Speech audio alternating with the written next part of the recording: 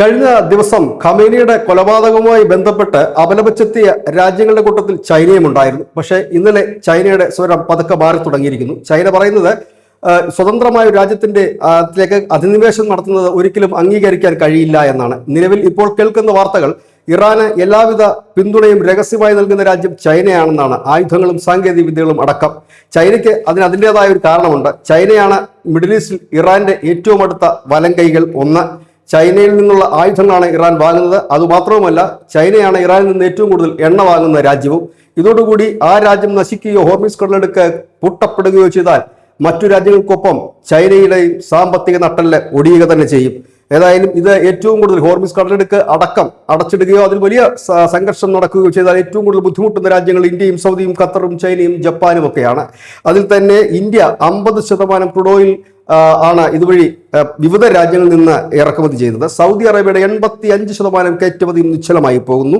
Gas പ്ലാന്റുകൾ പലതും middle ഈസ്റ്റിൽ പൂട്ടിയതോടുകൂടി, റിഫൈനറികൾ പലതും പൂട്ടിയതോടുകൂടി യൂറോപ്പിൽ ഗ്യാസിന് 50%-ലേറെ വില ഉയരുകയും ചെയ്തു. അതിനോടൊപ്പം തന്നെ ഈ വിവിധ റിഫൈനറികൾ ഈ ആക്രമണം മുൻകൂട്ടി കണ്ടുകൊണ്ട് അടച്ചിടുകയും ചെയ്യുന്ന ഒരു സാഹചര്യം കൂടിയുണ്ട്. ഇതിന്റെ എല്ലാം കൂടെ പശ്ചാത്തലത്തിലാണ് ഇപ്പോൾ ചൈന രംഗത്തെത്തിയിരിക്കുന്നത്. ചൈനയെ സംബന്ധിച്ച് ഈ മേഖലയിൽ ഉണ്ടാകുന്ന പ്രത്യാഘാതങ്ങൾ വളരെ വേഗത്തിൽ അവരെ സ്വാധീനിക്കും. ഇല്ലെങ്കിൽ വളരെ വേഗത്തിൽ അവരുടെ സാമ്പത്തിക അസ്ഥിരതയ്ക്ക് തുരങ്കം വെക്കുന്ന രീതിയിലേക്ക് പോകും. ഇന്ത്യ അടക്കമുള്ള രാജ്യങ്ങൾ എല്ലാ കാലവും ചെയ്തിരുന്നത് ഒരു രാജ്യത്തെ മാത്രം ആശ്രയിക്കാതെ വിവിധ രാജ്യങ്ങളിൽ നിന്നും എണ്ണകൾ സംഭരിക്കുക, എത്തിക്കുക എന്ന രീതിയിലേക്കായിരുന്നു നമ്മൾ പോയിരുന്നത്.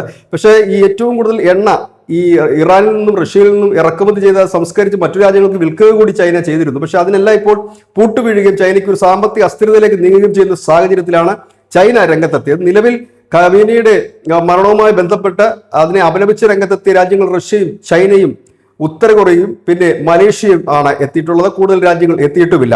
ഈ ഒരു സാഹചര്യത്തിൽ ചൈന രണ്ടും കൽപ്പിച്ച് ഇപ്പോൾ കളത്തിലിറങ്ങാൻ, അതായത് നേരിട്ടൊരു യുദ്ധത്തിനല്ല, പകരം ഇറാൻ എല്ലാവിധ സഹായങ്ങളും നൽകിക്കൊണ്ട് ഈ പോരാട്ടം മാക്സിമം നീട്ടിക്കൊണ്ടുപോവുക. കാരണം ഇത് അമേരിക്കൻ ഭരണകൂടമാണ് അവിടെ വരുന്നതെങ്കിൽ, അല്ലെങ്കിൽ അമേരിക്ക നിയന്ത്രിക്കുന്ന ഒരു ഭരണകൂടമാണ് അവിടെ വരുന്നതെങ്കിൽ അത് ചൈനയ്ക്ക് കൂടുതൽ ബുദ്ധിമുട്ടുകൾ ഉണ്ടാക്കും. നിലവിൽ ചൈനയും അമേരിക്കയും തമ്മിലുള്ള ബന്ധം അത്ര സുഖകരമായിട്ടല്ല മുൻപോട്ട് പോകുന്നത്. അത് തായ്വാൻ വിഷയത്തിലായാലും ജപ്പാന്റെ വിഷയത്തിലായാലും ഒക്കെ താരിഫ് യുദ്ധമാണ് ആദ്യം തുടങ്ങിയതെങ്കിൽ പിന്നീട് റയർ മെറ്റൽസ് കൊണ്ട് ചൈന തിരിച്ചടിക്കുകയായിരുന്നു. ഇപ്പോൾ അത് വീണ്ടും മറ്റൊരു മേഖലയിലേക്ക് വരുന്നു. ഈ ഒരു യുദ്ധം നീണ്ടുപോകാനുള്ള സാധ്യതകൾ വിരൽ ചൂണ്ടുന്നതും ഇത്തരത്തിൽ ചൈനയുടെ നീക്കം തന്നെയാണ്. ന്യൂസ് ഡെസ്ക് ന്യൂസിന്റെ മലയാളം.